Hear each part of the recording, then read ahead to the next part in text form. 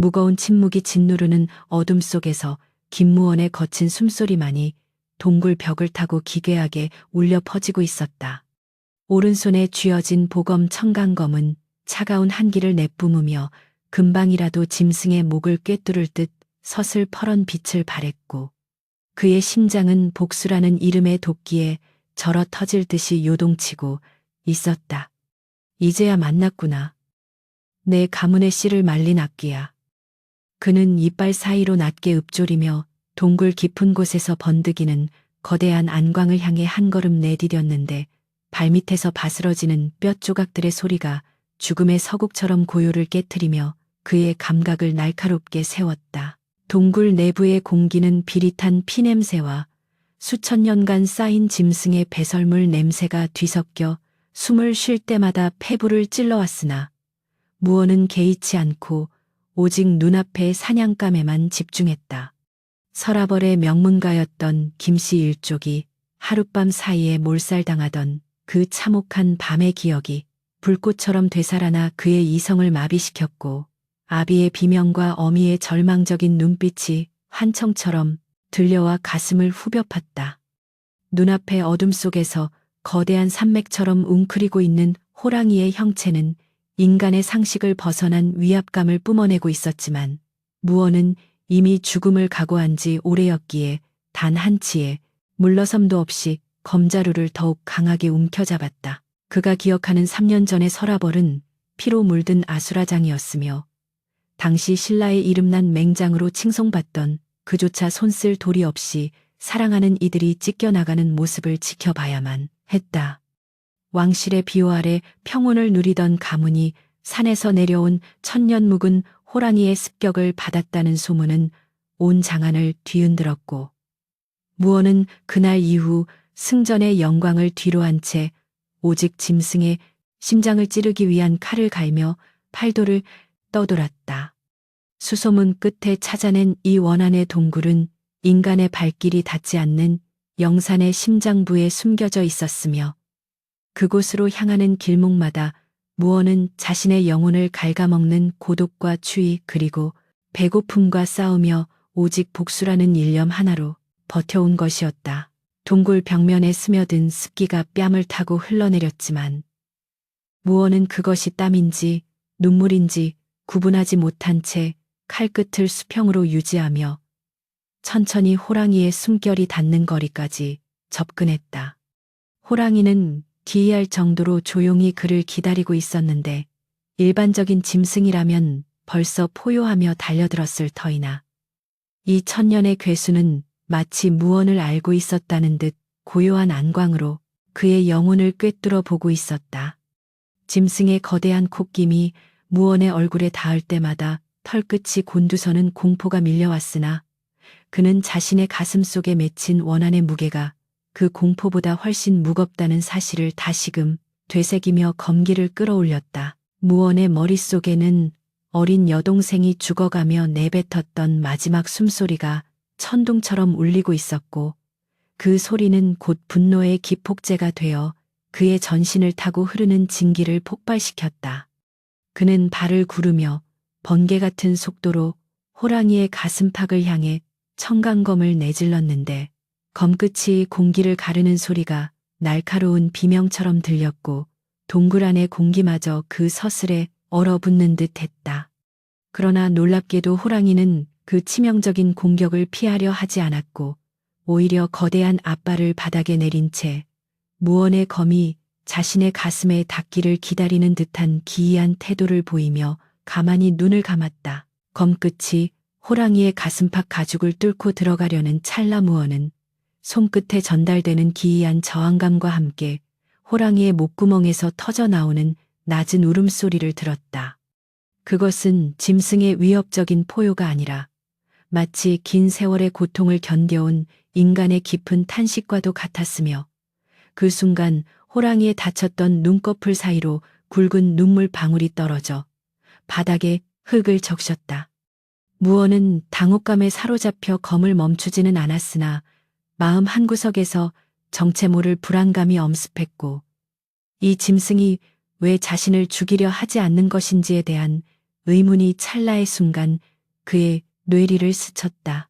천년의 세월을 살아온 호랑이의 눈에서 흐르는 눈물은 인간의 것보다 훨씬 더 뜨겁고 무거워 보였으며 그 눈물 속에 담긴 슬픔은 무언이 가진 복수심마저 압도할 정도로 깊고 진했다. 무언은 떨리는 목소리로 왜 피하지 않는 것이냐.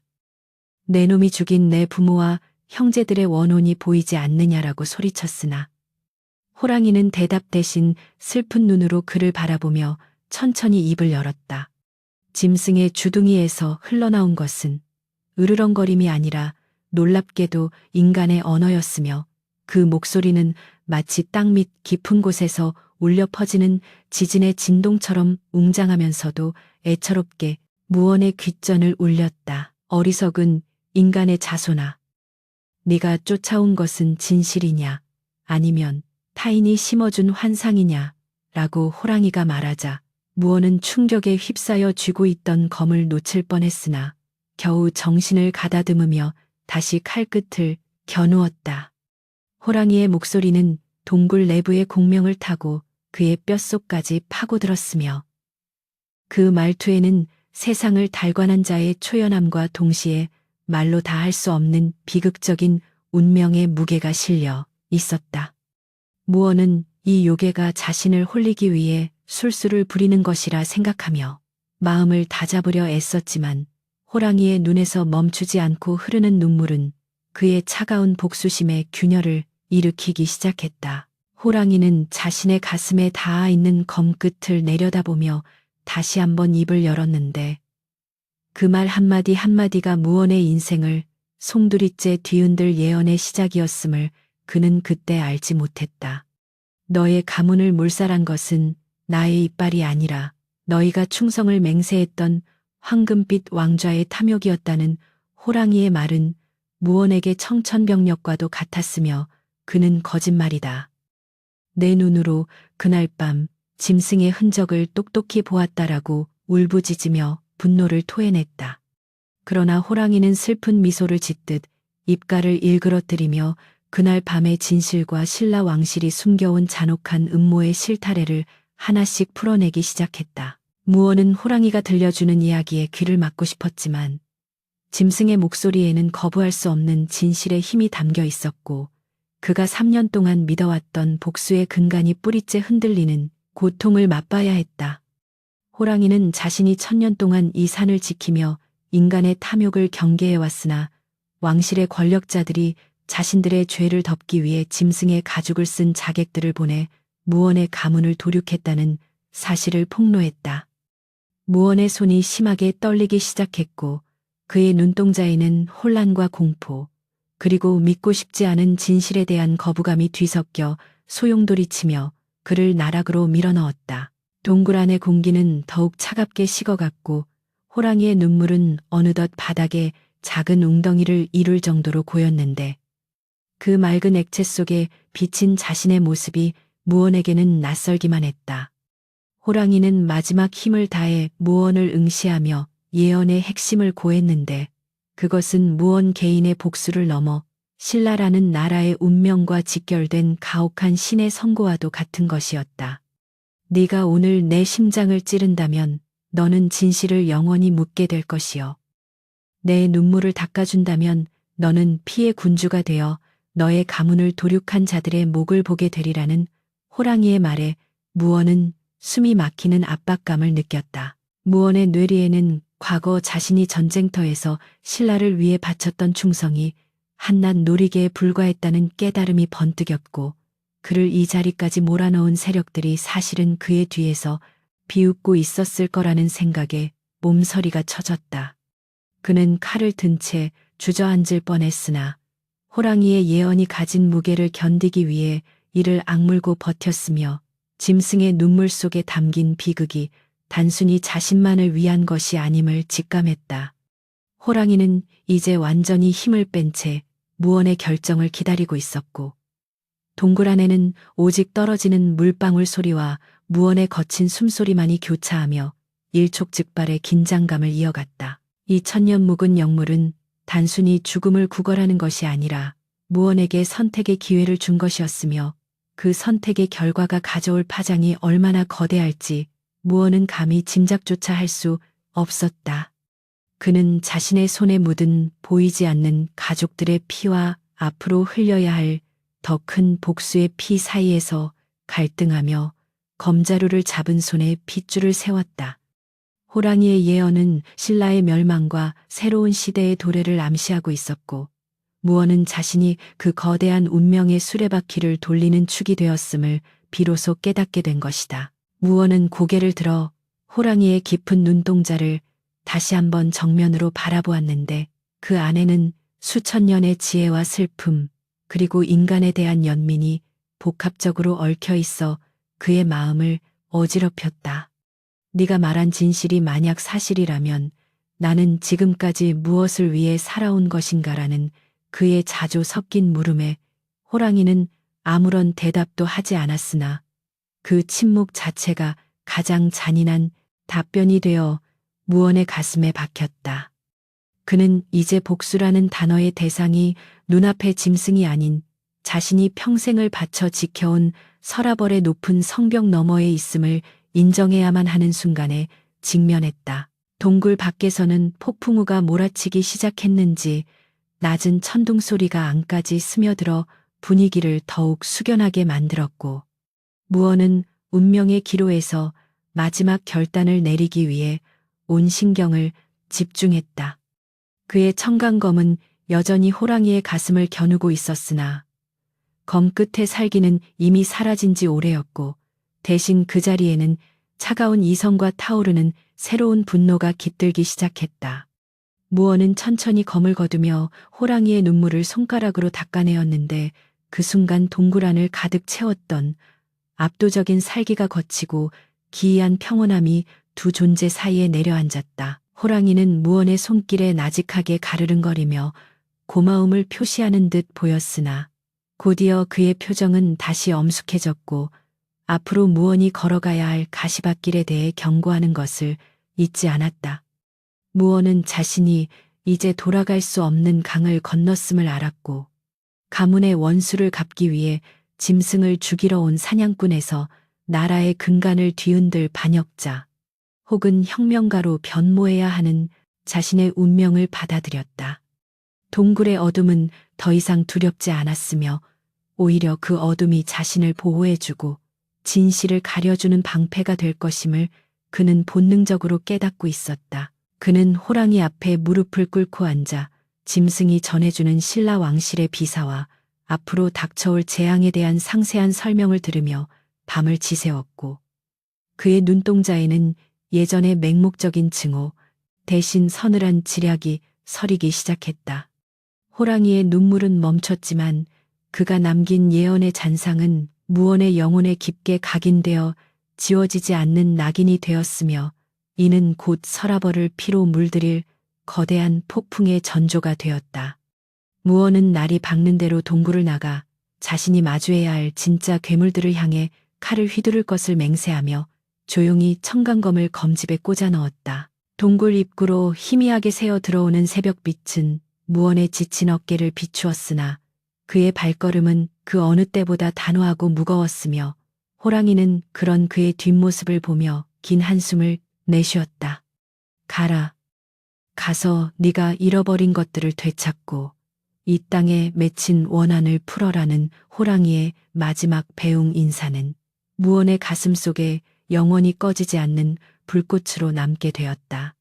그는 동굴을 나서며 차가운 산 공기를 들이마셨고 이제부터 시작될 진짜 전쟁을 위해 자신의 마음을 강철처럼 단단하게 벼려내며 산 아래를 내려다보았다. 무언의 눈에 비친 서라벌의 전경은 평소와 다름없이 평화로워 보였으나 그는 그 평화 아래 감춰진 썩은 냄새를 이제는 맡을 수 있었고 그 화려한 기와 지붕 아래서 음모를 꾸미는 자들의 비열한 웃음소리가 들리는 듯했다. 그는 자신의 가문을 멸문지화로 몰아넣고 자신을 짐승 사냥꾼으로 전락시킨 자들에게 가장 처절한 죽음을 선사하겠노라 다짐하며 산길을 내려가기 시작했다. 3년 전에 김무원은 죽었고 이제 호랑이의 예언을 품은 새로운 김무원이 태어났으니 신라의 역사는 이 동굴에서의 만남을 기점으로 완전히 다른 방향으로 흐르게 될 것이 분명했다. 그는 가슴 한쪽에 호랑이가 준 기이한 증표를 품고서 마을로 향했는데 그 증표는 앞으로 그가 모아야 할 동지들을 식별하고 적들을 공포에 떨게 할 강력한 힘의 원천이 될 것이었다. 무원은 뒤를 돌아보지 않았으며 오직 앞만을 바라보며 전진했고 그의 등 뒤로 보이는 거대한 영사는 마치 그를 수호하듯 웅장한 자태로 안개 속에 몸을 감추었다. 복수는 이제 시작이었고 그 끝에 무엇이 기다리고 있을지 알 수 없었으나 무원은 호랑이의 눈물을 기억하며 자신에게 주어진 천명을 완수하기 위해 피의 길로 발을 내디뎠다. 새벽 안개가 서라벌의 북쪽 계곡을 자욱하게 뒤덮은 가운데 김무원은 동굴을 나서며 차가운 공기를 깊게 들이마셨으나 가슴속에 맺힌 응어리는 식을 줄 몰랐고 오히려 호랑이가 남긴 말들이 불씨가 되어 그의 내면을 뜨겁게 달구고 있었다. 발걸음을 옮길 때마다 등 뒤에서 느껴지는 산의 위압감은 예전과는 사뭇 달랐으며 마치 거대한 신령의 눈동자가 자신의 일거수일투족을 감시하고 있는 듯한 기분에 무원은 자꾸만 칼자루를 매만지며 주위를 경계해야만 했다.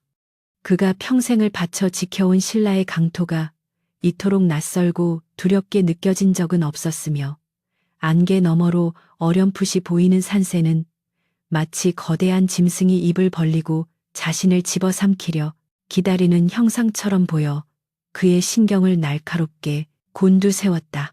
무원은 가파른 절벽길을 내려오며 호랑이가 말했던 황금빛 왕좌의 탐욕에 대해 끊임없이 되뇌었는데 그것은 그가 알고 있던 충성심의 근간을 뒤흔드는 잔인한 의문이었고 과연 자신이 믿어온 정의가 누구를 위한 것이었는지에 대한 회의감이 파도처럼 밀려들었다. 길가에 핀 이름 모를 들꽃조차 피비린내를 머금은 듯 붉게 보였고 숲속에서 들려오는 산새들의 짖어짐은 마치 억울하게 죽어간 가족들의 곡소리처럼 들려 무원의 마음을 천 갈래 만 갈래로 찢어 놓았다. 그는 짐승의 가죽을 쓴 인간들이 서라벌의 화려한 궁궐 안에서 술잔을 기울이며 자신의 가문이 멸문당하는 소식을 듣고 비웃었을 장면을 상상하자 손등에 핏줄이 튀어나올 정도로 분노가 치밀어 올랐다. 한참을 내려오던 중 무원은 갑자기 발걸음을 멈추고 주위의 기류가 변했음을 직감했는데 그것은 산짐승의 기운이 아니라 인간이 뿜어내는 서늘하고도 살벌한 살기였으며 그는 본능적으로 청강검의 코등이를 밀어 올려 언제든 검을 뽑을 수 있도록 준비를 마쳤다. 숲의 정막을 깨고 날카로운 화살한 대가 그의 머리칼을 스치며 나무줄기에 박혔고 뒤이어 검은 옷을 입은 자객들이 마치 그림자처럼 나무 위와 바위 뒤에서 나타나 그를 포위했는데 그들의 움직임은 일반적인 도적의 것이 아니라 고도로 훈련된 군대의 조직력을 갖추고 있었다. 무원은 그들의 복색과 무기를 훑어보며 그들이 조정의 비밀 결사인 그림자 근위대임을 단번에 알아차렸고 이는 호랑이의 예언이 사실임을 입증하는 첫 번째 증거가 되어 그의 심장을 얼어붙게 만들었다. 자객들의 우두머리로 보이는 사내가 앞으로 나서며 낮게 깔린 목소리로 김무원 대장군, 명을 받들어 이 산에서 내 놈의 목숨을 거두러 왔다. 호랑이의 밥이 되었어야 할 놈이 어찌 살아서 내려오는 것이냐라고 묻자 무원은 비릿한 웃음을 지으며 검을 천천히 뽑아들었다. 검신에 반사된 희미한 햇살이 자객들의 눈을 찔렀고 무원은 나를 죽이러 온 것이냐 아니면 너희들의 더러운 비밀이 새어나갈까 두려워 입을 막으러 온 것이냐라고 응수하며 대지를 박차고 나가 자객들의 포위망을 향해 번개처럼 몸을 날렸다. 청강검이 공기를 가르며 내뿜는 검기는 안개를 두 갈래로 갈라놓았고 첫 번째 자객의 목덜미를 스치며 지나가는 순간 선혈이 허공에 흩뿌려져 차가운 바닥을 적셨다. 무원의 검술은 전장에서 수천 명의 적을 베어 넘긴 실전의 극치였기에 자객들의 정교한 합공 속에서도 그는 마치 물 흐르듯 유연하게 움직이며 그들의 빈틈을 정확하게 파고들어 치명상을 입혔다. 내 놈들이 쓴 그 검은 옷 안에는 왕실의 문장이 새겨져 있겠지. 아비의 충성을 배신으로 갚은 그 개같은 왕에게 전하라. 이제부터 내가 그놈의 심장을 노리는 호랑이가 될 것이라고. 무언이 사요 섞인 외침과 함께 거대한 회전배기를 시도하자 주위에 있던 자객 3명이 비명을 지르며 뒤로 나자빠졌다. 그러나 자객들은 죽음을 두려워하지 않는 소모품처럼 끊임없이 달려들었고 무언은 체력이 소진되는 것을 막기 위해 호흡을 가다듬으며 호랑이가 가르쳐준 기이한 진기 운용법을 머릿속으로 떠올렸다. 전투가 격렬해질수록 무언의 감각은 기이할 정도로 예민해졌는데 숲의 나뭇잎 흔들리는 소리와 자객들의 미세한 근육 떨림까지 모두 눈에 보이는 듯 선명해졌고 이는 평범한 인간의 경지를 넘어선 영적인 힘의 간섭이 시작되었음을 의미했다. 그는 자신의 몸 안에서 호랑이의 포효와 같은 진동이 울려 퍼지는 것을 느꼈고 검 끝에서 뿜어져 나오는 기운은 이제 푸른 빛을 띠며 자객들의 무기를 종이장처럼 잘라내기 시작했는데 이는 그가 평생 연마해온 내공과는 차원이 다른 근원적인 힘이었다. 자객 우두머리는 당황한 기색을 감추지 못하며 이놈이 괴력을 부리는구나. 모두 물러서지 마라. 이놈을 놓치면 우리 모두의 가문이 멸할 것이다라고 소리치며 독이 발린 암기를 무수히 던졌으나 무언은 가볍게 몸을 비틀어 모든 공격을 무력화시켰다. 무언은 우두머리의 가슴팍을 향해 발을 내디디며 단숨에 거리를 좁혔고 청강검을 수직으로 내리꽂으며 진실을 말하라. 3년 전 서라벌의 밤에 너희가 한 짓을 내 입으로 직접 듣고 싶구나라고 압박하며 그의 어깨를 깊숙이 베어버렸다. 고통에 일그러진 자객의 얼굴 위로 공포가 서렸고 그는 피를 토하며 우리는 그저 시키는 대로 했을 뿐이다. 짐승의 가죽을 뒤집어 쓰고 너의 집을 덮친 것은 우리가 아니라 저 높은 곳의 뜻이었다라고 절망적인 자백을 내뱉었다. 그 말을 듣는 순간 무언의 눈동자는 핏빛으로 물들었고 그는 자신의 가문을 멸한 자들이 정작 자신이 목숨 바쳐 지켰던 주군이었다는 사실에 통곡 섞인 함성을 내지르며 우두머리의 목을 단칼에 날려버렸다. 남은 자객들은 우두머리의 죽음과 무언의 압도적인 기세에 눌려 전의를 상실한 채 숲속으로 도망치려 했으나 무언은 그들을 살려둘 마음이 추호도 없었기에 마치 굶주린 맹수처럼 그들의 뒤를 쫓아 하나하나 정죄했다. 숲은 다시 고요해졌지만 바닥은 자객들의 시신과 피로 가득 찼으며 무언은 피 묻은 검을 바닥에 꽂은 채 숨을 몰아쉬며 자신이 발을 들인 이 복수의 길이 얼마나 참혹하고 고독할지를 뼈저리게 실감했다. 그는 품속에서 호랑이가 준 옥빛 증표를 꺼내보았는데 그것은 자객들의 피를 머금자 기이한 빛을 내뿜으며 무언의 정신을 맑게 해주었고 그 증표에 새겨진 문양이 신라의 시조와 관련된 비문의 일부임을 깨닫고 전율했다. 무언은 자객들의 품을 뒤져 그들이 소지하고 있던 밀지를 찾아냈는데 거기에는 산속의 짐승과 장군을 함께 매장하라는 비정한 명령이 국왕의 직인과 함께 찍혀 있었으며 이를 본 무언의 가슴은 분노를 넘어 차가운 사리로 가득 찼다. 그는 이제 자신이 서라벌로 돌아가는 길이 단순히 원수를 갚는 길이 아니라 썩어 문드러진 신라의 심장을 도려내고 새로운 세상을 열어야 하는 천명의 길임을 확신하게 되었다.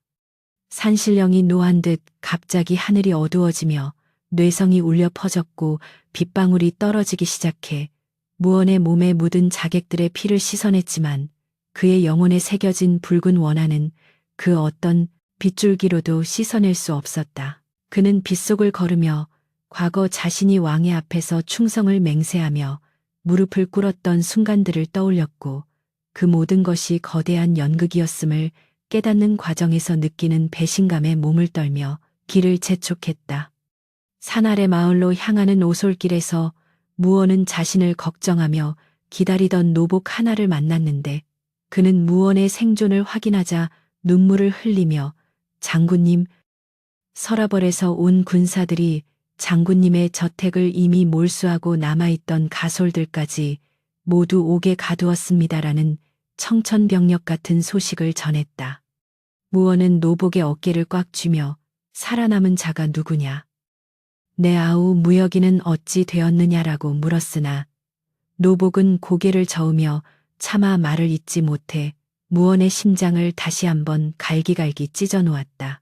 무원은 이제 더 이상 잃을 것이 없다는 사실이 오히려 자신을 더욱 강하게 만든다는 것을 깨달았고 가족의 안위마저 위태로워진 상황에서 자신이 해야 할 일은 오직 정면 돌파뿐임을 다짐하며 마을을 우회해 서라벌로 향하는 험로를 택했다. 길목마다 조정의 검문소가 세워져 있었으나 무원은 호랑이처럼 은밀하고 빠르게 이동하며 적들의 눈을 피했고 가끔 마주치는 순찰병들은 소리 없이 제압하여 그들의 갑옷과 무기를 탈취해 자신의 정체를 숨겼다. 그는 이동하는 내내 호랑이의 눈물을 떠올렸으며 그 짐승이 왜 그토록 슬프게 울었는지 이제야 온전히 이해할 수 있었는데 그것은 인간의 끝없는 탐욕이 빚어낸 인과응보의 비극을 천년 동안 지켜봐 온 자의 고통이었기 때문이었다. 깊은 밤, 무원은 산중턱의 허름한 사찰에 몸을 숨기고 잠시 휴식을 취하려 했으나 감기면 보이는 가족들의 환영과 자객들의 비명 때문에 도저히 잠을 이룰 수 없었으며 오직 검을 닦는 소리만이 그의 유일한 위안이 되었다. 사찰의 늙은 승려가 그에게 다가와 따뜻한 차 한 잔을 건네며 장군의 얼굴에 서린 살기가 산 전체를 덮고 있구려. 칼로 맺은 인연은 칼로 끝난다는 것을 잊지 마시오라고 충고했으나 무원은 묵묵히 차를 마실 뿐 대답하지 않았다. 승려는 무원의 품속에서 흘러나오는 옥빛 기운을 보더니 눈이 휘둥그레지며 그것은 이 땅의 주인이 바뀌려 할 때 나타난다는 신물인데 장군이 어찌 그것을 가졌소라고 물었고 무원은 그제야 자신이 짊어진 짐의 무게를 다시 한번 실감했다. 승려의 말에 따르면 그 증표는 신라의 건국 설화와 밀접한 관련이 있으며 왕실의 정통성을 상징하는 물건이지만 오랜 세월 실전되어 전설로만 내려오던 것이었는데 호랑이가 그것을 무원에게 준 것은 그를 새로운 시대의 구심점으로 삼겠다는 뜻이었다. 무원은 자신이 왕이 되고자 하는 욕망은 없었으나 이 썩은 나라를 바로잡기 위해서는 권력이 필요함을 인정했고 그 증표를 손에 꼭 쥐며 내일 펼쳐질 서라벌에서의 투쟁을 설계하기 시작했다. 그는 사찰의 어두운 법당 안에서 홀로 가부좌를 틀고 앉아 자신의 내면을 들여다보았으며 그곳에는 복수심과 정의감 그리고 미래에 대한 두려움이 뒤엉켜 거대한 소용돌이를 치고 있었다. 새벽녘이 되자 무원은 승려에게 작별을 고하고 다시 길을 떠났는데 승려는 그의 등 뒤에 대고 부디 사람을 죽이는 칼이 아니라 사람을 살리는 칼을 쓰소서라고 간절히 기도했고 무원은 그 말을 가슴 한구석에 새기며 숲을 빠져나갔다. 서라벌로 향하는 길은 더욱 험난해졌고 도처에 깔린 밀정들과 군사들의 삼엄한 감시를 뚫기 위해 그는 자신의 무용보다는 호랑이에게 배운 은신과 기만의 술책을 적극적으로 활용하며 적진의 심장부로 다가갔다. 그는 자신이 알고 있던 모든 지형지물을 활용해 적의 허점을 찔렀으며 때로는 적의 군수물자를 탈취해 불을 지름으로써 적진의 혼란을 야기하고 그 틈을 타 서서히 포위망을 좁혀갔다.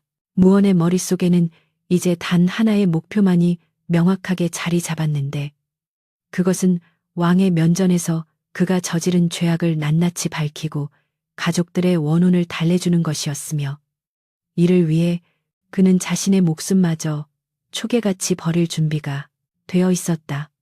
그는 길가에서 만난 굶주린 백성들이 왕실의 가혹한 수탈에 신음하는 모습을 보며 호랑이가 예언했던 신라의 멸망이 단순히 외부의 침략이 아닌 내부의 부패로부터 시작되고 있음을 뼈저리게 느꼈다.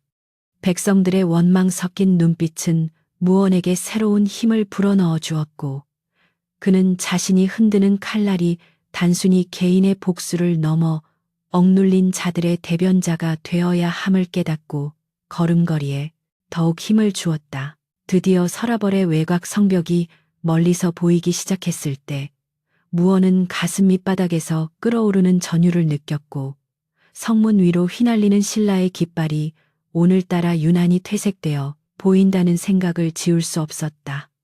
그는 성벽을 지키는 군사들의 눈을 피해 하수구를 통해 성 안으로 잠입할 계획을 세웠으며, 그 과정에서 과거 자신이 성벽 수비를 설계할 때 남겨두었던 비밀 통로를 활용하기로 결심했다. 성 안의 공기는 성 밖의 황량함과는 대조적으로 화려하고 떠들썩했으나 무언의 눈에는 그 모든 번영이 백성들의 고열로 쌓아 올린 사상 누각처럼 보여 구역질이 날 지경이었다. 무언은 시장통의 군중 속에 몸을 섞어 이동하며 정보원들을 접촉해 현재 궁궐 내의 상황과 왕의 동태를 살폈는데, 왕은 이미 무언이 살아있을 가능성을 염두에 두고 궁궐 수비를 평소보다 3배나 강화했다는 소식을 접했다.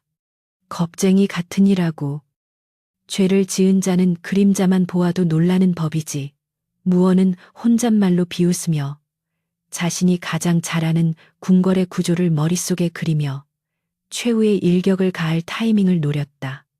그는 낮에는 거지나 장사꾼으로 변장해 정보를 수집하고, 밤에는 지붕 위를 달리는 고양이처럼 소리 없이 움직이며 왕의 침소에 이르는 가장 빠르고 안전한 경로를 탐색했다. 성 안에서의 은신 생활은 긴장의 연속이었으나 무언은 호랑이의 가르침 덕분에 자신의 기운을 완벽하게 갈무리할 수 있었고, 심지어 바로 옆을 지나가는 순찰병들조차 그의 존재를 눈치채지 못할 정도로 그의 은신술은 극에 달해 있었다. 그는 동료였던 무관들 중에서도 여전히 자신을 따르고 왕의 실정에 불만을 품은 자들이 있음을 확인하고, 그들에게 은밀히 메시지를 보내 거사를 준비하기 위한 비밀 결사를 조직하기 시작했다. 무언의 귀한 소식은 믿을 만한 자들 사이에서 은밀하게 퍼져나갔고, 절망에 빠져 있던 이들에게 그의 존재는 어둠 속의 횃불과도 같은 희망이 되어 그들의 가슴에 다시금 불을 지폈다. 결전의 날이 밝아오기 전날 밤 무언은 서라벌이 내려다 보이는 남산 기점에 올라 마지막으로 자신의 검을 점검하며 가족들의 이름을 하나하나 불렀고, 그들의 목소리가 바람결에 실려와 자신을 응원하는 듯한 환청을 들었다. 조금만 기다려라. 이제 곧 이 땅의 진정한 정의가 무엇인지 보여주마. 무언의 나지막한 맹세는 밤 공기를 타고 서라벌 전체로 퍼져나가는 듯했으며, 그의 눈동자에는 이미 인간의 한계를 넘어선 신령스러운 광채가 서려 있었다. 그는 이제 단순히 칼을 휘두르는 무사가 아니라 역사의 물줄기를 바꾸는 거대한 파도가 되어 서라벌의 심장부를 향해 소리 없이 전진하기 시작했다. 성벽을 타고 흐르는 달빛 아래 무언의 그림자는 마치 거대한 호랑이의 형상처럼 길게 늘어났고, 그가 내딛는 발걸음마다 땅이 미세하게 진동하며 새로운 시대의 개막을 알리는 불길한 징조를 내비쳤다. 무언은 성문 근처의 비밀 배숙으로 몸을 밀어넣으며 차가운 물속에서도 흔들리지 않는 집중력을 유지했고, 마침내 궁궐 내부의 정원에 발을 내딛는 순간 그는 자신이 돌아왔음을 온몸으로 선포했다. 이제 모든 준비는 끝났고 남은 것은 피의 심판뿐이었으며, 무언은 청강검의 손잡이를 고쳐 잡으며 어둠이 짙게 깔린 왕의 침전을 향해 유령처럼 사라졌다. 궁궐의 깊은 밤은 서라벌 도성의 소란함과는 달리 기이할 정도로 정적에 잠겨 있었으나, 그 침묵 아래에는 수천 개의 눈과 귀가 숨어 서로를 감시하는 날 선긴장감이 흐르고 있었다. 김무원은 그림자조차 숨겨야 하는 어둠 속에서 지붕의 능선을 타고 소리 없이 움직였으며, 기와 한 장 밟는 소리조차 내지 않는 그의 발걸음은 이미 인간의 경지를 넘어선 맹수의 그것과 닮아 있었다. 그는 자신이 한때 충성을 맹세하며 드나들던 근정전의 화려한 단청을 내려다보며 그 화려함 뒤에 숨겨진 추악한 모략의 냄새를 맡았고 가슴속의 청강검은 마치 주인의 분노를 대변하듯 차가운 금소금을 내며 떨리고 있었다. 왕의 침소인 강령전으로 향하는 길목마다 배치된 삼엄한 경비병들의 눈을 피하며 그는 호랑이가 말해주었던 궁궐에 숨겨진 통로와 권력의 치부를 하나씩 머릿속에 떠올렸는데 그것은 단순한 지도가 아니라 신라라는 국가가 가진 거대한 모순의 기록이었다. 무어는 내전의 뒤편 정원에 다다랐을 때 갑자기 멈춰서서 숨을 죽였는데 그곳에는 뜻밖에도 자신이 가장 믿었던 부하이자 현재 호위 대장을 맡고 있는 박치영이 홀로 서서 달빛을 받고 있었다. 치영은 무언의 기척을 느낀 듯 천천히 고개를 돌려 어둠 속을 응시하며 장군님입니까? 정말로 살아서 돌아오신 것입니까? 라고 나직하게 물었고 무어는 그 목소리에 담긴 회한과 공포를 동시에 읽어내며 천천히 모습을 드러냈다. 치영은 무언의 처참하면서도 기품 있는 모습을 보자마자 무릎을 꿇으며 그날 밤 제가 장군님의 가문을 지키지 못한 것은 왕의 엄명이 있었기 때문입니다. 저를 죽여 그 원한을 푸십시오라고 오열했으나 무어는 그를 일으켜 세우며 차가운 눈빛으로 그를 쏘아보았다. 죽음으로 도망치려 하지 마라. 치영아, 네가 정말로 속죄하고 싶다면 이 썩은 궁궐의 심장에서 어떤 음모가 싹트고 있는지 내게 낱낱이 고하라는 무언의 명령에 치영은 떨리는 목소리로 그동안 숨겨져 왔던 경악스러운 진실을 털어놓기 시작했다. 치영의 입에서 흘러나온 이야기는 무언이 상상했던 것보다 훨씬 더 조직적이고 잔혹한 배신의 연대기였으며 왕실은 무언의 가문이 가진 군사적 영향력을 두려워한 나머지 호랑이의 습격을 조작하여 정적들을 제거했다는 것이었다. 특히 무언의 어린 여동생이 죽어가며 움켜쥐었던 것은 짐승의 털이 아니라 왕실 전속 자객들의 복색에서 떨어진 금실 조각이었다는 사실이 밝혀지는 순간 무언의 안광은 핏빛으로 타올랐다. 왕은 장군님이 산에서 죽기를 바랐으며 만약 살아 돌아온다면 역적의 멍에를 씌워 효수하라는 밀령을 내렸습니다. 지금 장군님이 밟고 있는 이 땅 아래에는 장군님의 가문을 도륙한 자들이 상으로 받은 황금이 가득합니다라는 말에 무어는 검자루를 잡은 손에 힘을 주어 뼈마디가 하얗게 드러날 정도로 분노를 억눌렀다. 그는 이제 단순한 복수를 넘어 이 나라의 근간을 뒤흔드는 거대한 악의 실체를 마주하게 되었음을 깨닫고 치영에게 궁궐 비밀 서고의 열쇠를 요구하며 왕실의 죄악이 기록된 문서를 찾아낼 것을 결심했다. 비밀 서고는 왕실의 족보와 비사가 보관된 곳으로 일반인은커녕 고위 관료조차 접근이 불어된 금단의 구역이었으나 무어는 호랑이가 가르쳐준 기이한 징기로 자물쇠의 기틀을 흔들어 소리 없이 문을 열고 안으로 잠입했다. 서구 안의 공기는 수백 년 된 종이 냄새와 눅눅한 먼지로 가득 차 있었으며 무어는 촛불 하나 켜지 않은 채 호랑이의 증표에서 뿜어져 나오는 옥빛 광채에 의지해 서류 더미를 뒤지기 시작했다. 그는 마침내 개축년 산행 기록이라 적힌 낡은 두루마리를 발견했는데 그 안에는 무언의 가문을 습격하기 위해 동원된 병력의 명단과 그들에게 지급된 포상금의 액수가 왕의 친필 낙인과 함께 적혀 있었다. 문서를 확인한 무언의 손은 심하게 떨렸고 가슴속에서는 천년 묵은 호랑이의 포효보다 더 거대한 비명이 터져 나오려 했으나 그는 이를 악물고 그 비명을 삼키며 문서의 내용을 하나하나 머릿속에 각인시켰다. 그때 서구 밖에서 갑자기 수십 개의 횃불이 밝아지며 역적 김무원이 이곳에 숨어 있음을 안다. 순순히 나와서 어명을 받들어라라는 고함이 들려왔고 무어는 치영이 자신을 배신한 것인지 아니면 이미 적들의 감시망에 걸려든 것인지 판단해야 하는 절체절명의 위기에 빠졌다. 그는 문서들을 품 안 깊숙이 갈무리하고 청강검을 뽑아들며 문을 박차고 나갔는데 그 앞에는 수백 명의 궁궐 수비대와 함께 무원의 옛 라이벌이었던 조충 장군이 비열한 웃음을 지으며 서 있었다. 조충은 천년 호랑이의 심장을 가져오랬더니 고작 낡은 종이 몇 장을 훔치려 여기까지 기어 들어왔느냐. 내 가문이 몰살당할 때 너도 같이 죽었어야 했다라며 조롱을 퍼부었고, 무원은 그가 바로 그날 밤 자객들을 지휘했던 주범 중 한 명임을 단번에 알아보고 살기를 뿜어냈다. 무원의 몸 주위로 호랑이의 환영과 같은 기류가 소용돌이치기 시작했고, 그의 눈은 이제 인간의 것이 아닌 영물의 그것처럼 서늘한 빛을 내뿜으며 적들을 압도했다. 전투는 서구 앞 광장에서 시작되었고, 무원은 수십 명의 적을 한꺼번에 상대하면서도 단 한치의 흐트러짐 없이 검을 휘두르며 길을 만들어 나갔는데, 그의 검 끝이 닿는 곳마다 적들의 비명과 선혈이 낭자했다. 조충은 당황하여 이놈이 정말로 짐승의 술법을 배운 것이냐. 화살을 쏴라. 한 놈도 살려두지 마라. 라고 소리쳤고 하늘을 덮는 화살비가 무원을 향해 쏟아졌으나 무원은 호랑이의 증표를 허공에 던져 기이한 방어막을 형성했다.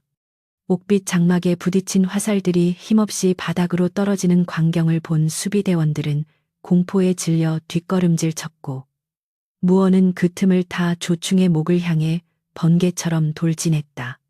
조충은 자신의 보검을 휘두르며 저항했으나 무원의 분노가 실린 일격에 검이 두동강 나버렸고, 무원의 청강검 끝은 조충의 목을대를 정확히 겨누며 그를 바닥에 꿇어앉혔다. 죽기 전에 말하라. 왕이 호랑이의 심장을 그토록 원했던 진짜 이유가 무엇이냐?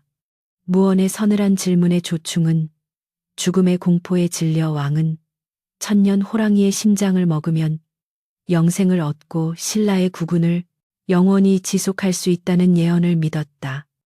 그래서 너를 도구로 이용해 호랑이를 사냥하려 했던 것이다라고 실토했다. 무원은 왕의 탐욕이 단순히 권력을 넘어 천명마저 거스르려 했다는 사실에 경악했고, 이 나라는 이미 인간의 손을 떠나 멸망의 길로 접어들었음을 직감하며 조충의 심장을 단칼에 꿰뚫어 버렸다. 그는 피 묻은 검을 털어내며 주위에 남은 병사들을 향해 너희가 지키는 것은 왕인가?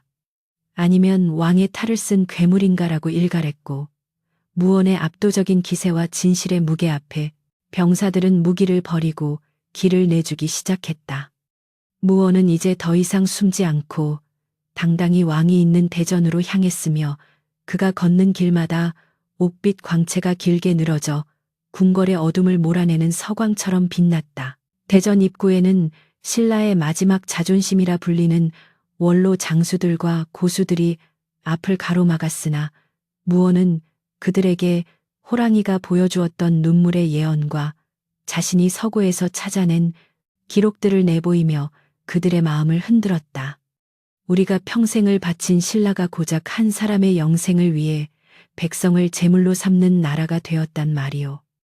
이 검은 이제 내 개인의 복수가 아니라 이 땅의 정의를 위해 울고 있소.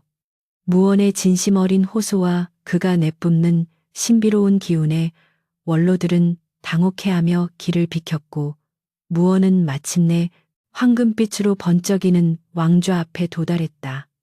왕은 이미 미쳐버린 듯한 눈으로 보좌에 앉아 있었으며, 무원을 보자마자 심장은 어디 있느냐.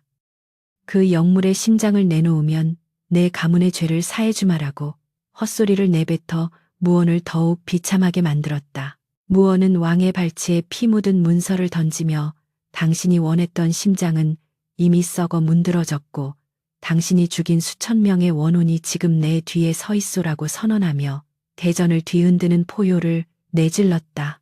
그 순간 대전의 천장이 무너질 듯 진동하며 하늘에서는 벼락이 내리쳤고 무원의 품속에 있던 호랑이의 증표가 공중으로 떠올라 거대한 호랑이의 형상을 허공에 그려내며 왕을 압박하기 시작했다. 왕은 공포에 질려 왕좌 뒤로 숨으려 했으나 호랑이의 형상은 그를 놓아주지 않았고 왕의 몸 안에서 검은 연기와 같은 탐욕의 기운이 빠져나오며 그를 초라한 노인으로 전락시켰다. 무원은 칼을 들어 왕의 목을 칠 수 있었으나 호랑이가 했던 피의 군주가 되어 너의 가문을 도륙한 자들의 목을 보게 되리라는 예언의 진정한 의미를 깨닫고 검을 거두어 바닥에 꽂았다. 그는 왕을 죽여 또 다른 피의 연대기를 쓰는 대신 왕의 죄악을 만천하에 드러내어 백성들이 직접 심판하게 하는 길을 택했으며 이것이야말로 진정한 복수이자 나라를 살리는 길임을 깨달은 것이었다. 왕은 자신이 가졌던 모든 권위와 명예가 한순간에 무너져 내리는 것을 보며 미친 듯이 웃다가 피를 토하고 쓰러졌으며 무원은 그런 그를 뒤로 한 채 대전을 나섰다. 대전 밖에는 소식을 듣고 몰려온 수만 명의 백성과 군사들이 무원을 기다리고 있었으며 무원은 그들 앞에서 왕실의 비사와 진실을 낱낱이 공개하며 새로운 신라의 탄생을 예고했다. 백성들은 통곡하며 무원의 가문을 애도했고 무원은 그들의 슬픔을 자신의 힘으로 삼아 무너진 정의를 다시 세우기 위한 기틀을 닦기 시작했다. 그러나 무원은 자신이 권력의 정점에 서는 것을 거부했는데 그는 이미 호랑이와의 약속을 통해 자신이 가야 할 길은 인간의 왕좌가 아니라 이 땅을 지키는 영원한 수호자의 길임을 알고 있었기 때문이었다. 그는 치영에게 군권을 맡기고 원로들에게 국정을 돌보게 한 뒤 자신은 아직 해결되지 않은 마지막 진실, 즉 호랑이가 눈물을 흘리며 예언했던 신라의 멸망을 막기 위한 마지막 여정을 준비했다. 궁궐은 이제 복수의 장소가 아니라 개혁의 중심지가 되었고 무원의 이름은 서라벌 방방곡곡에 퍼져나가 희망의 상징으로 자리매김하게 되었다. 무원은 깊은 밤 다시 한번 가족들의 위패가 모셔진 옛 저택의 터를 방문하여 그곳에 핀 하얀 소금꽃 위로 술을 따르며 이제야 여러분의 넋을 조금이나마 달래드릴 수 있게 되었습니다라고 고백하며 뜨거운 눈물을 흘렸다. 그의 눈물은 호랑이의 그것과 닮아 있었으며 그 눈물이 떨어진 자리에서는 시들었던 꽃들이 되살아나는 기적이 일어났고 이는 무원의 진심이 하늘에 닿았음을 보여주는 징표였다. 그는 자신의 복수가 단순히 죽음으로 끝나는 것이 아니라 생명과 회복으로 이어져야 함을 절감하며 무거운 마음의 짐을 조금씩 내려놓을 수 있었다. 하지만 예언의 후반부에 등장했던 피의 폭풍이 아직 끝나지 않았음을 그는 감각적으로 느끼고 있었고 서라벌 너머에서 불어오는 불길한 바람에 다시금 검을 정비하며 다가올 거대한 위협에 대비했다. 무원은 궁궐의 서고에서 발견한 또 다른 비밀 지도를 펼쳤는데 거기에는 신라의 맥을 끊으려 하는 이민족의 세력과 그들과 결탁한 매국노들의 이름이 적혀 있었으며 이는 무원이 마주해야 할 진짜 마지막 전투의 대상이었다. 그는 자신을 따르겠다는 수많은 장정 중 진실로 의로운 자들만을 선별하여 호위단을 구성했고 그들에게 호랑이의 기운을 나누어주는 수련법을 전수하며 최후의 결전을 위한 힘을 비축했다. 서라벌의 분위기는 반전되어 활기가 넘치기 시작했지만 무원은 결코 방심하지 않았으며 매일 밤 성벽 위를 거닐며 저 멀리 보이는 검은 산의 기운을 살피고 호랑이와의 교감을 시도했다. 호랑이는 꿈속에서 무원에게 나타나 진정한 용기는 칼날 끝에 있는 것이 아니라 사람의 마음을 얻는 자애로움에 있다는 가르침을 주었고 무원은 그 가르침을 바탕으로 자신의 무력을 다스리는 법을 익혔다. 이제 신라의 운명은 무원의 손에 달려 있었고 그는 더 이상 고독한 복수기가 아닌 수천만 민초의 목숨을 짊어진 장군으로서 자신의 존재 가치를 증명해 나가고 있었다. 그는 과거 자신이 소홀히 했던 백성들의 삶을 살피며 세금을 감면하고 억울한 죄수들을 사면하는 등 실질적인 개혁안을 추진했고 이를 통해 백성들의 절대적인 지지를 얻게 되었다. 권력자들은 무원을 두려워하면서도 그의 정당성 앞에 무릎을 꿇을 수밖에 없었으며 신라 왕실은 이제 무원의 감시 아래 투명하고 공정하게 운영되는 새로운 체제로 변화하기 시작했다. 그러나 이 모든 평화는 거대한 폭풍전의 고요에 불과했으니 무언은 서서히 다가오는 이웃나라의 대군과 그 배후에 숨겨진 어둠의 마술사들의 기척을 느끼며 최후의 격전지로 향할 채비를 서둘렀다.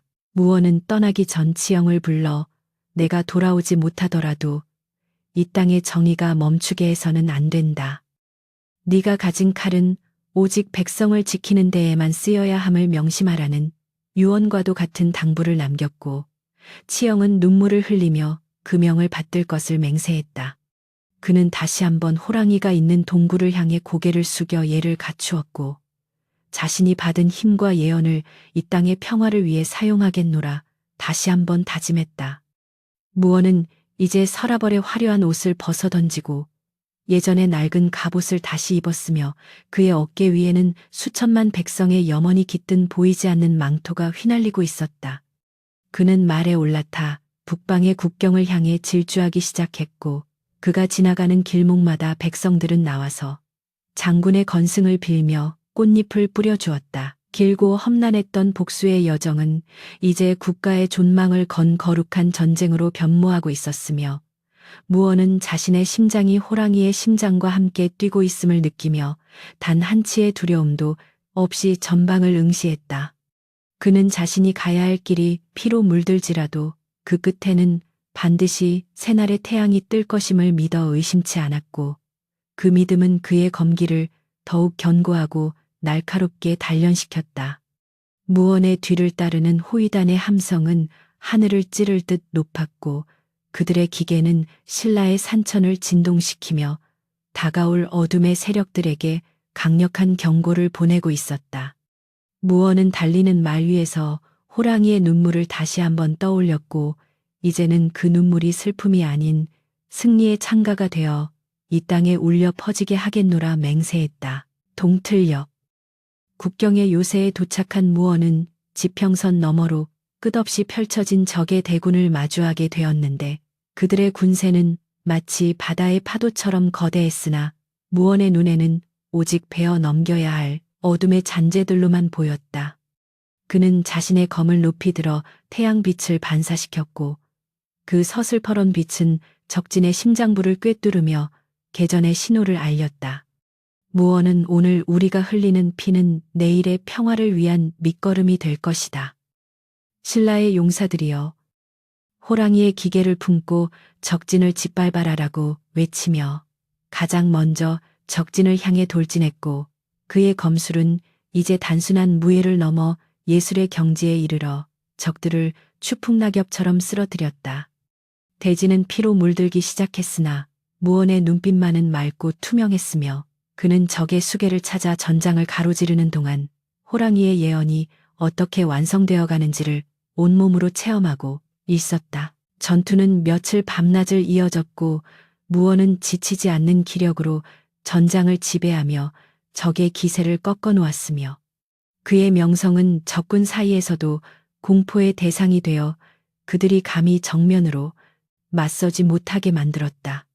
그는 마침내 적의 총사령관이자 신라를 배신하고 이민족과 결탁했던 매국노 이방과의 면전에 도달했고 그와의 최후 일전을 통해 이 땅에 남은 마지막 배신의 씨앗을 제거하기 위해 공중으로 몸을 날렸다. 이방과는 사악한 흑마술을 부리며 저항했으나 무언의 옥빛 검기 앞에서는 무용지물이었고 무언은 단일격에 그의 심장을 꿰뚫으며 전쟁의 종지부를 찍었다. 적군은 수계를 잃자 혼비백산하여 퇴각하기 시작했고 신라의 국경은 마침내 평온을 되찾았으며 무언은 피로 얼룩진 갑옷을 입은 채 승리의 함성을 지르는 병사들 사이에서 조용히 미소 지었다. 전쟁이 끝난 후 무언은 승전보를 들고 서라벌로 돌아오는 대신 홀로 호랑이가 있는 산으로 향했는데 그는 이미 인간의 세상에서 자신이 할 일을 다 마쳤음을 알고 있었기 때문이었다. 그는 산의 입구에서 자신을 기다리고 있던 호랑이와 재회했고 호랑이는 그를 보며 만족스러운 듯 낮은 울음소리를 내며 그의 고생을 위로했다. 너는 피의 길을 걸었으나 그 끝에서 자애의 꽃을 피웠구나. 이제 너는 이 산의 영원한 주인이며 이 나라에 보이지 않는 수호신이 되리라는 호랑이의 축복과 함께 무언의 몸은 서서히 빛으로 변하며 산의 정기와 하나가 되기 시작했다. 백성들은 무언이 신선이 되어 승천했다고 믿으며 그를 위해 사당을 지어 기렸고 그의 전설은 수천 년 동안 신라의 후손들에게 전해 내려오며 정의와 용기의 표본이 되었다. 무언의 복수는 그렇게 완성되었으며 그가 남긴 것은 단순히 적들의 시체가 아니라 정의가 살아 숨쉬는 새로운 나라의 기틀과 인간과 영물이 공존할 수 있다는 믿음의 유산이었다. 신라의 역사는 김무원이라는 이름 앞에서 경외심을 표했고 그가 흘린 눈물과 호랑이의 눈물이 합쳐진 계곡물은 언제나 맑게 흘러 목마른 자들의 갈증을 해소해 주었다. 그는 이제 전설 속의 인물이 되었지만 서라벌의 위기가 닥칠 때마다 산속에서 들려오는 거대한 호랑이의 포효와 함께 푸른 검기를 든 장군의 형상이 나타난다는 이야기가 전해지며 백성들의 마음속에 영원히 살아남게 되었다. 무언의 영혼은 마침내 안식을 찾았고 그가 사랑했던 가족들도 하늘에서 그를 보며 미소 짓고 있었으며 이 모든 이야기는 인과응보의 엄중함과 진정한 영웅의 모습이 무엇인지를 우리에게 일깨워주고 있다. 서라벌의 정오를 밝히는 태양은 여느 때보다 뜨겁게 자결하며 대지 위의 모든 추악한 진실을 낱낱이 비추려 하는 듯했고 궁궐 앞 광장에는 수천 명의 군사와 백성이 운집하여 단상 위에 무릎을 꿇고 있는 김무원을 숨죽여 지켜보고 있었다. 무원의 전신은 무거운 쇠사슬로 결박되어 있었으나 그의 눈빛만큼은 사슬의 한기보다 더 서슬퍼렇게 빛나고 있었으며 그는 자신을 대역죄인으로 몰아세우는 대신들의 야유와 비난 속에서도 오직 하늘의 구름 한 점만을 응시하며 호랑이와의 약속을 되새겼다. 가문을 멸문시킨 원수들이 바로 눈앞에서 관복을 차려입고 정의를 논하는 가당치 않은 광경을 목도하면서도 무언은 가슴속 깊은 곳에서 끓어오르는 호랑이의 포효를 억누르며 진정한 심판의 순간이 오기만을 기다리고 있었다. 좌의정 최세락은 화려한 관복 소매를 휘저으며 군중을 향해 이자는 산속의 요괴와 결탁하여 전하의 총기를 흐리게 하고 왕실의 비밀 서고를 약탈한 천인 공노할 대역죄인이니 당장 효수하여 그 시신을 들개들의 밥으로 던져줘야 마땅하다라고 사유 섞인 일가를 내뱉었다. 최세락의 말이 끝나기가 무섭게 그의 수하들이 미리 매수해둔 군중 사이에서 역적 김무원을 죽여라라는 함성이 터져 나왔으나 무원은 미동도 하지 않은 채 입가에 옅은 미소를 지으며 자신의 품속에서 여전히 박동하고 있는 옥빛 증표의 기운을 느꼈다. 무원은 천천히 고개를 들어 최세락의 눈을 정면으로 응시하며 그대들이 두려워하는 것은 나의 칼인가? 아니면 내가 들고 온 저 서고의 진실인가라고 나직하면서도 위험 있는 목소리로 되물어 광장 전체를 찬물이라도 끼얹은 듯 조용하게 만들었다. 그때 왕의 곁에서 그림자처럼 머물며 온갖 술수로 조정을 농락했던 국무흐군이 검은 도포를 휘날리며 단상 위로 올라와 무언을 향해 기이한 부적을 내던지며 이 요망한 자가 짐승의 술법으로 백성들을 현혹하려 하니 당장 그 입을 막고 처단해야 한다라고 소리치며 마술을 부리려 했다. 흑운의 손끝에서 검은 연기가 뿜어져 나와 무언을 덮치려 했으나 그 순간 무언의 가슴팍에서 찬란한 옥빛 섬광이 터져 나와 검은 기운을 단숨에 정화해버렸고 이는 광장에 모인 모든 이들에게 신비로운 경외심을 불러일으켰다. 무언은 사슬을 천천히 흔들며 천년 묵은 호랑이가 흘린 눈물은 이 땅의 억울한 원혼들을 위한 것이었으나 너희가 흘리는 침은 오직 너희의 탐욕을 채우기 위한 독액일 뿐이다라고 일갈하며 자신의 결박을 호랑이의 완력으로 끊어내기 시작했다. 쇠사슬이 비명 소리를 내며 끊어져 바닥에 뒹굴자 당황한 조충의 부하들이 칼을 뽑아 달려들었으나 무언은 맨손으로 그들의 칼날을 잡아 꺾어버리며 단상의 중심부로 나아가 품속에 숨겨두었던 왕실의 비밀 서류들을 공중에 뿌렸다. 바람에 날리는 종이들 위에는 최세락과 흑운이 호랑이 가죽을 뒤집어 쓴 자객들을 매수하여 김씨 가문을 몰살했다는 증거와 그 대가로 주고받은 뇌물의 내역이 선명하게 적혀 있어 백성들의 손에 하나둘씩 닿기 시작했다. 이것이 너희가 신성한 왕실의 이름으로 저지른 학살의 기록이다. 나의 아버지가 신라를 위해 흘린 피가 너희들의 금고를 채우는 황금이 되었단 말이냐. 무언의 사자우는 서라벌의 성벽을 진동시켰고 서류를 읽은 백성들 사이에서 분노의 함성이 파도처럼 일어났다. 최세락은 얼굴이 흑빛이 되어 저것은 모두 조작된 문서다. 당장 저 역적의 목을 철하라고 비명을 질렀으나 이미 진실의 무게를 깨달은 병사들은 무기를 내린 채 서로의 눈치만 살필 뿐 단 한 발짝도 움직이지 못했다. 흑우는 마지막 수단으로 자신의 생명을 깎아 거대한 어둠의 짐승 형상을 소환하여 무언을 덮치려 했으나 그 순간 하늘에서 거대한 천둥 소리와 함께 산속에 호랑이가 보낸 듯한 영적인 포효가 울려 퍼지며 흑운의 술법을 산산조각 냈다. 광장 중앙에는 거대한 호랑이의 환영이 무언의 등 뒤로 나타나 그를 수호하듯 웅장한 자태를 드러냈고 백성들은 일제히 바닥에 엎드려 산신령께서 강림하셨다라고 외치며 진정한 주인이 누구인지를 깨닫기 시작했다. 무언은 이제 공포에 질려 도망치려는 최세락의 덜미를 낚아채어 단상 아래로 끌어내렸고 그를 백성들의 심판대 앞에 세우며 네가 죽인 나의 누이와 부모님 그리고 이름 없이 사라진 수많은 장정의 이름을 기억하느냐라고 차갑게 물었다. 최세락은 살려달라고 애원하며 모든 죄를 흑운과 이미 죽은 조충에게 떠넘기려 했으나 무언은 그의 가슴팍에 손을 얹어 호랑이의 기운으로 그의 내면에 숨겨진 진실의 기억을 강제로 끌어내어 허공의 영상처럼 투사했다. 광장에 모인 사람들은 영상 속에서 최세락이 자객들에게 김무원의 집안은 쥐새끼 한 마리 남기지 말고 몰살하라.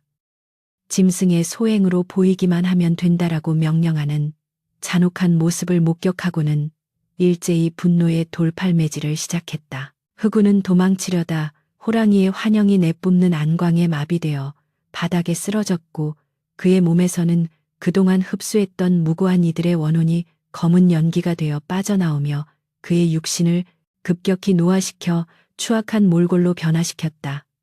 무언은 칼을 뽑아 그들의 숨통을 끊을 수도 있었으나 죽음은 너희에게 너무나 과분한 잡이다.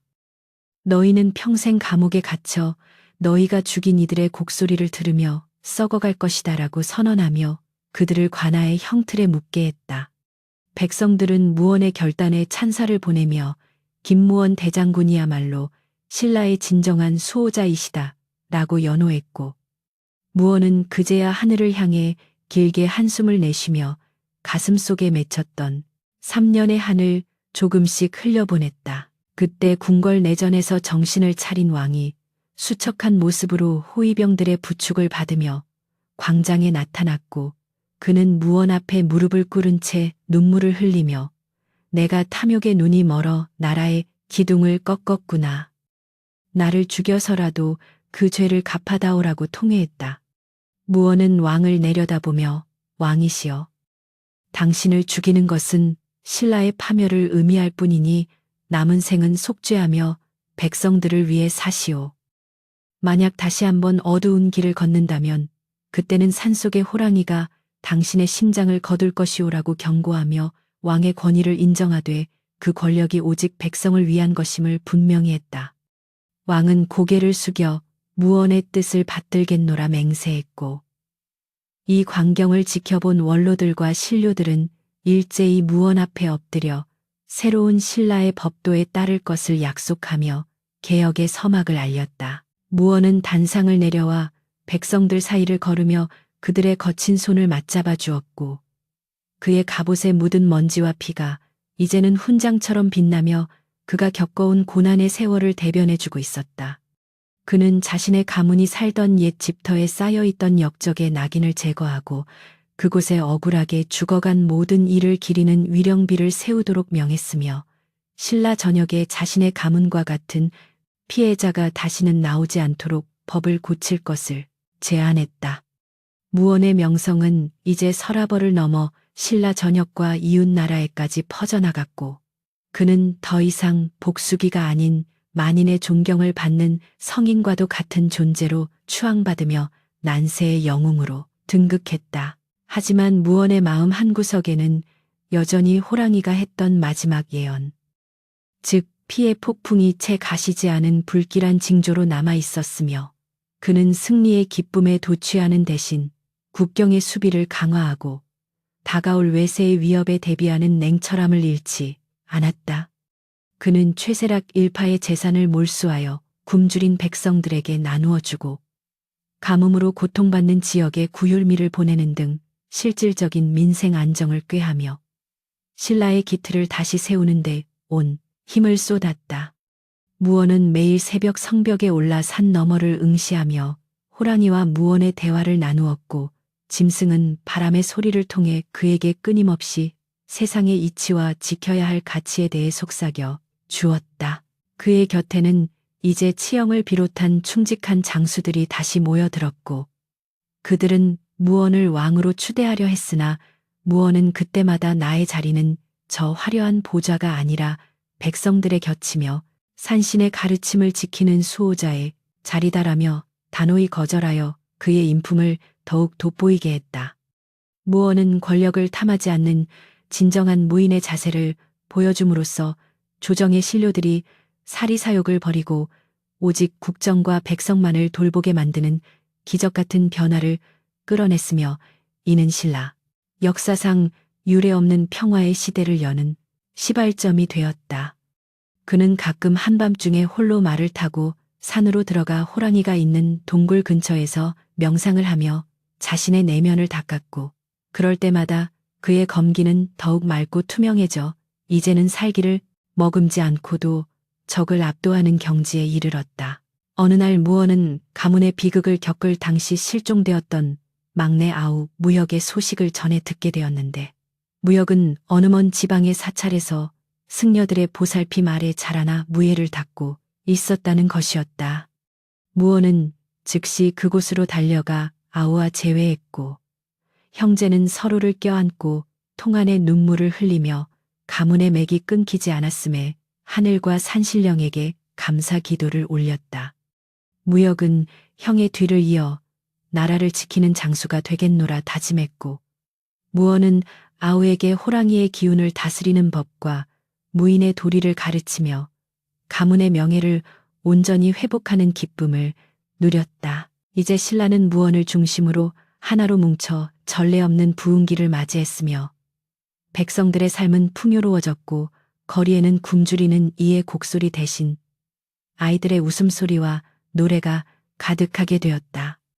무원은 자신의 복수가 단순히 죽음의 연쇄를 끊는 것이 아니라 새로운 생명의 물결을 일으키는 것임을 몸소 증명해 보였고 그의 이야기는 서라벌의 모든 예술가와 이야기꾼에 의해 전설로 기록되기 시작했다.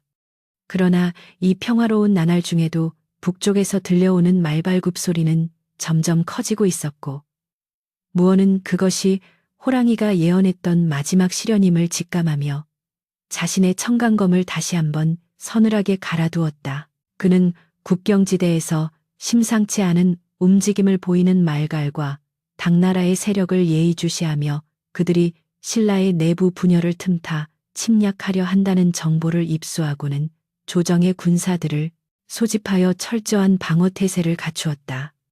무원은 진정한 평화는 힘이 없을 때 구걸하는 것이 아니라 적이 감히 넘보지 못할 위험을 갖추었을 때 지켜지는 것이다라고 장수들에게 훈시하며 신라의 군기가 흐트러지지 않도록 엄격히 다스렸다. 그는 직접 국경을 순시하며 지형을 살피고 호랑이의 은신술을 응용한 매복 작전을 설계하여 수적 열세 속에서도 승리할 수 있는 전략을 마련하는데 밤낮을 가리지 않았다. 어느 깊은 밤 무원은 꿈속에서 다시 한번 호랑이를 만났는데 호랑이는 이번에는 눈물이 아닌 위험 있는 광채를 내뿜으며 이제 네가 닦아놓은 터전 위에 거대한 파도가 덮칠 것이니 너의 심장 속에 있는 나의 기운을 온전히 개방하여 대지를 지켜라라고 명했다.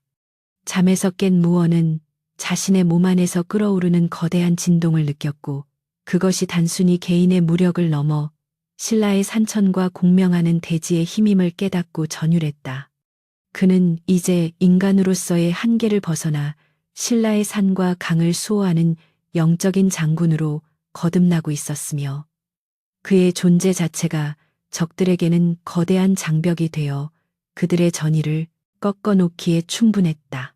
무원은 서라벌의 성문 위에서 지평선을 바라보며 다가올 적의 대군을 기다렸고 그의 등 뒤에는 이제 두려움을 잊은 신라의 용사들이 호랑이의 기세를 품은 채 단단히 버티고서 있었다. 우리의 뒤에는 지켜야 할 부모와 형제가 있고 우리의 발밑에는 수천 년을 이어온 조상의 얼이 살아 숨쉬고 있다. 한치의 물러섬도 없이 저들을 맞이하자 무원의 외침은 군사들의 가슴 속에 불을 지폈고 그들의 함성은 산맥을 넘어 적진의 심장부까지 도달하여 그들을 위축시켰다. 전쟁의 기운이 감도는 국경지대의 하늘은 붉게 물들었으나 무원의 눈빛만은 새벽 이슬처럼 맑았으며 그는 이 마지막 전투가 자신의 운명을 완성할 최후의 장이 될 것임을 예감했다. 드디어 적의 선봉대가 모습을 드러냈을 때 무원은 청강검을 뽑아 하늘을 향해 치켜들었고 그 순간 구름 사이로 한 줄기 빛이 내려와 검신을 황금빛으로 물들이며 장엄한 개전의 서곡을 알렸다. 무원은 홀로 적진을 향해 말을 달려나갔으며 그의 뒤를 이어 수만 명의 신라 군사가 성난 파도처럼 밀려 내려가 대지를 진동시켰다. 적들은 무원의 일격마다 수십 명씩 추풍 낙엽처럼 쓰러졌고 무원의 몸 주위에서는 호랑이의 형상이 실체화되어 적들을 집어삼키는 기이한 광경이 펼쳐지며 신라군의 사기를 하늘 끝까지 끌어올렸다. 전투는 치열했으나 무원의 완벽한 지휘와 압도적인 무력 앞에 적들은 속수무책으로 무너졌고 신라의 국경은 단 한치도 더럽혀지지 않은 채 굳건히 지켜졌다. 전쟁터의 한가운데서 무원은 적의 수계와 마주쳤으나 그는 칼을 쓰는 대신 호랑이의 위압적인 기운만으로 적의 심장을 마비시켜 말에서 떨어뜨렸고 이를 본 적군은 공포에 질려 무기를 버리고 항복을 선언했다. 무원은 항복한 자들을 무참히 살해하는 대신 너희의 땅으로 돌아가 다시는 이 거룩한 땅을 넘보지 말라고 훈계하며 돌려보내어 대장군으로서의 자비와 위엄을 동시에 보여주었다.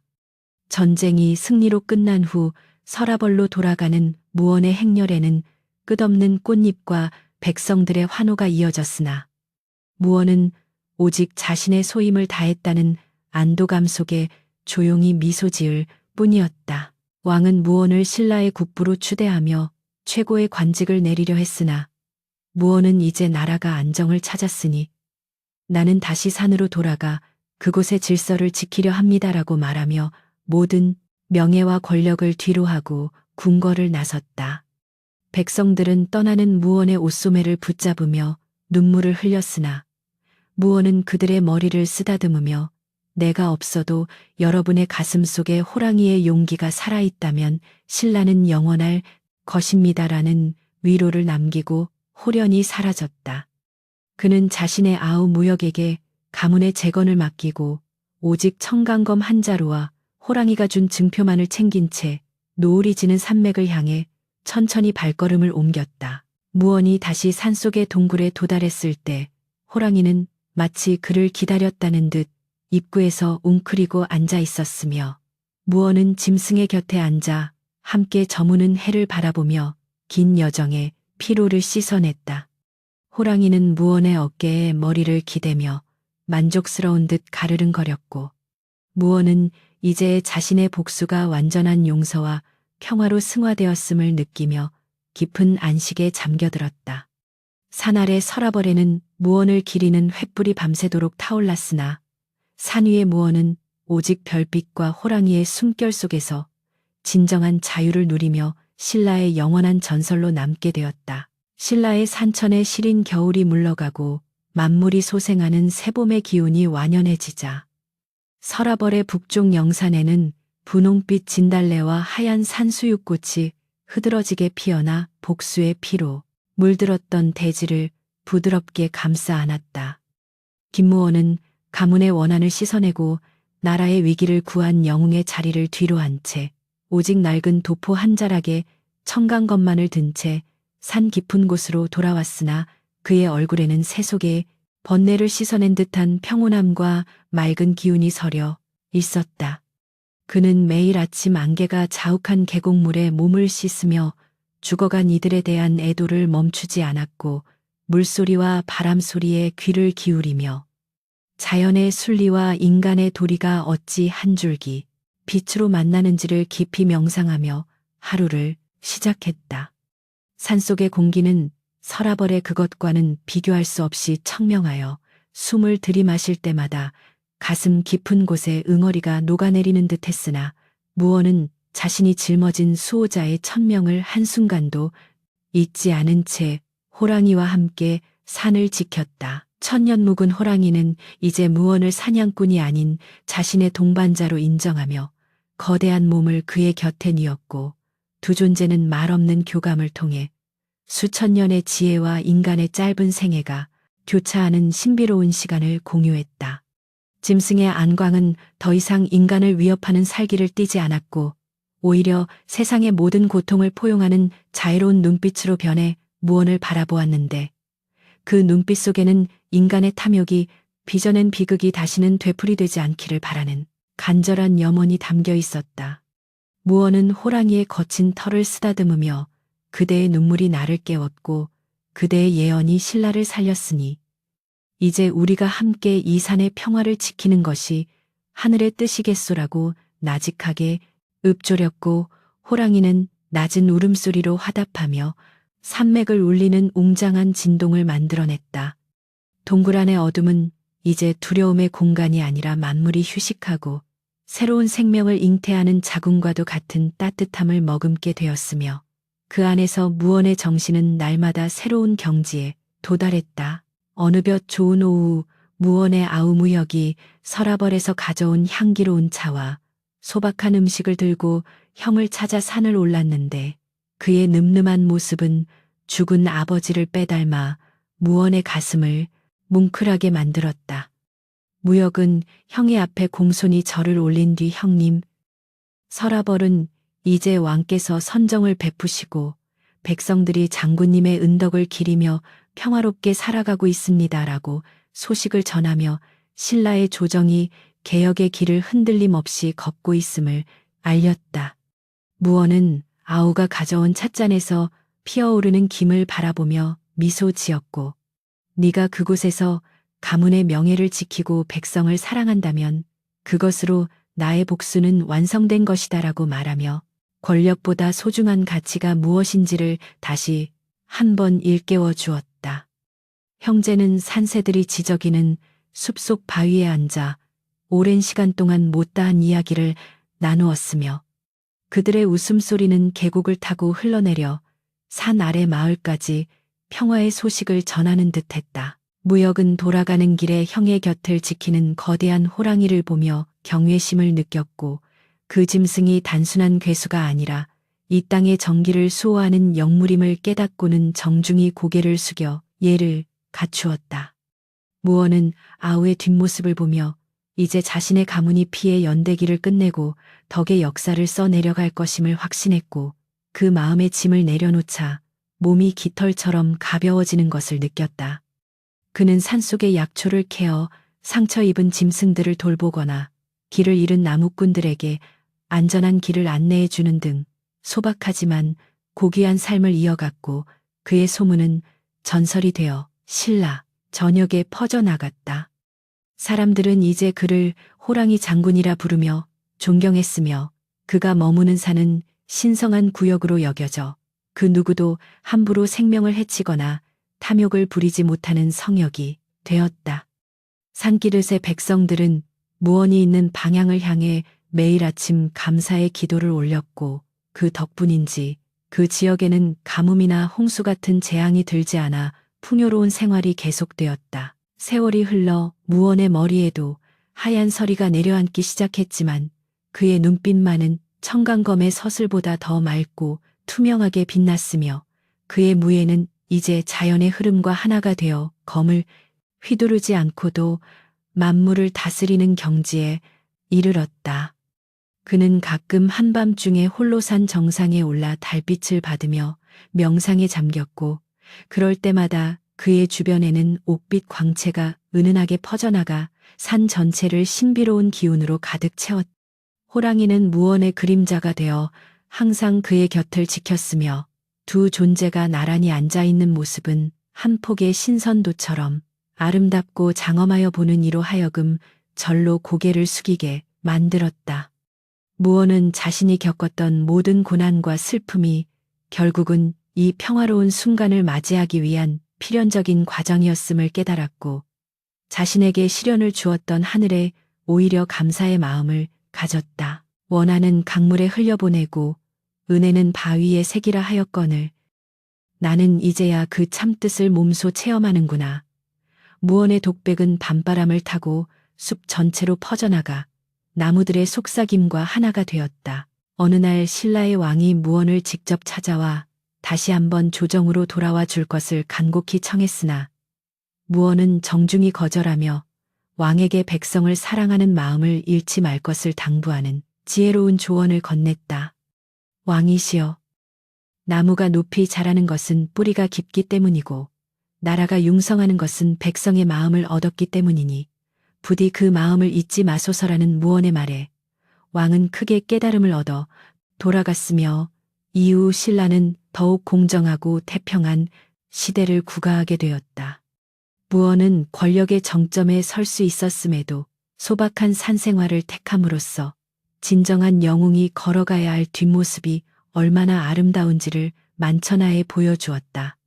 그는 가끔 마을 아이들이 산 근처까지 놀러오면 맛있는 산딸기를 건네주며 옛날 이야기를 들려주기도 했는데 아이들은 장군님의 눈에서 흐르는 자애로운 빛을 보며 정의로운 사람이 되겠노라 다짐하곤 했다. 그의 존재는 단순히 과거의 영웅으로 남는 것이 아니라 살아있는 교훈이 되어 신라의 미래인 아이들의 가슴 속에 희망의 씨앗을 심어준 것이었다. 그의 옛 동료였던 박지영 또한 가끔 산을 찾아와 무언과 함께 술잔을 기울이며 과거에 치열했던 전장을 추억하곤 했는데 그들은 이제 피냄새 나는 전쟁 이야기가 아닌 백성들의 행복한 삶에 대해 논하며 흐뭇한 미소를 지었다. 치영은 무언의 평온한 모습을 보며 장군님을 뵙고 있으면 이 세상의 모든 근심이 사라지는 듯합니다. 진정한 강함은 적을 베는 칼이 아니라 사람의 마음을 얻는 자비에 있다는 것을 장군님을 통해 배웁니다라고 고백했다. 무언은 치영의 잔에 술을 따르며 나를 강하게 만든 것은 호랑이의 눈물이었고 나를 살린 것은 백성들의 믿음이었네. 우리 모두는 각자의 산을 지키는 수호자임을 잊지 말게라고 답하며 깊은 우정을 나누었다.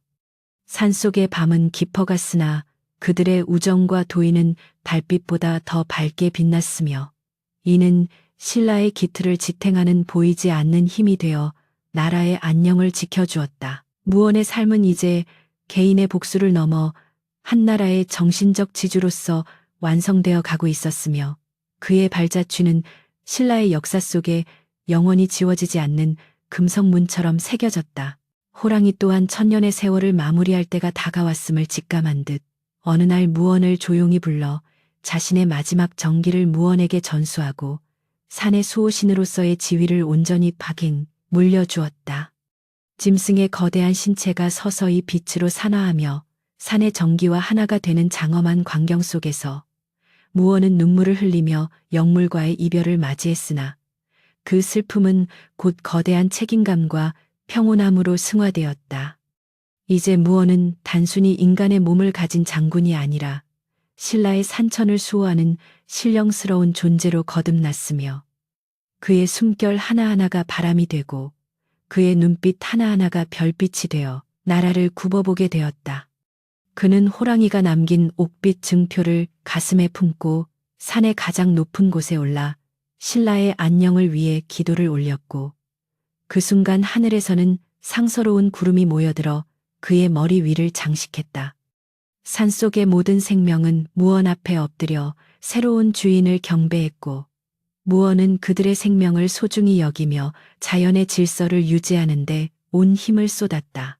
무언이 수호신이 된 이후 신라에는 외세의 침략이 끊이지 않았으나, 그때마다 적들은 산속에서 들려오는 거대한 포효와 푸른 검기를 든 장군의 형상을 보고 공포에 질려 퇴각했다는 이야기가 전설처럼 전해졌다.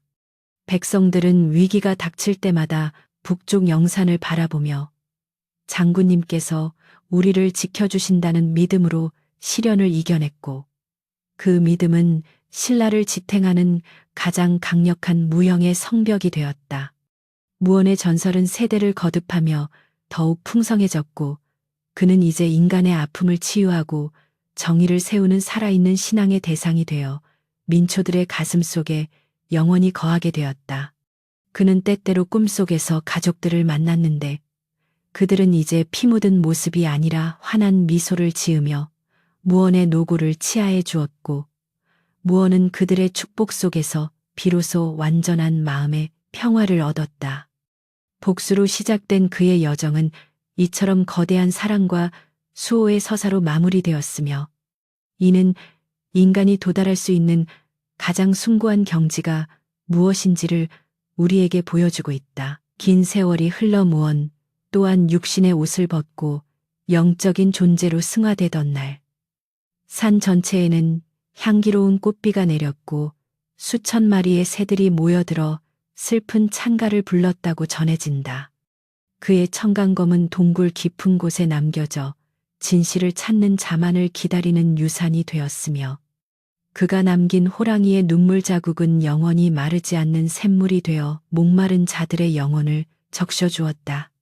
신라의 역사는 김무원이라는 이름 앞에 경의를 표하며 그가 세운 정의의 법도가 천년 동안 이어지기를 기원했고, 실제로 신라는 이후 오랜 기간 평화와 번영을 누리며 찬란한 문화를 꽃피웠다. 오늘날에도 그 산을 오르는 이들은 바람결에 들려오는 낮은 포효와 따뜻한 기운을 느끼며 한맹장과 천년 호랑이가 나누었던 위대한 약속과 그들이 남긴 인과응보의 교훈을 되새기곤 한다. 무언은 이제 별이 되어 밤하늘에서 우리를 내려다보고 있으며, 그의 이야기는 어둠 속에 길을 잃은 이들에게 희망의 이정표가 되어 영원히 회자될 것이다. 인간의 욕망은 찰나에 불과하나 그가 남긴 의로움은 영겁의 세월을 넘나들며 세상을 정화하고 우리에게 진정한 복수란 적을 죽이는 것이 아니라 적이 부끄러움을 느끼게 만드는 자애의 힘임을 가르쳐준다. 무언과 호랑이의 전설은 단순히 과거의 이야기가 아니라 오늘을 사는 우리에게도 여전히 유효한 진리이며, 우리가 마주한 내면의 호랑이를 어떻게 다스려야 할지를 일깨워주는 거울과도 같다.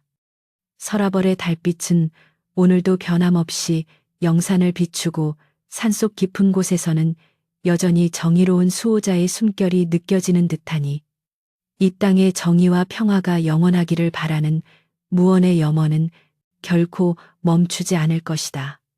모든 슬픔이 기쁨이 되고 모든 미움이 사랑으로 승화된 그곳에서 김무원은 이제 영원한 안식을 누리며 우리에게 마지막 미소를 건네고 있다.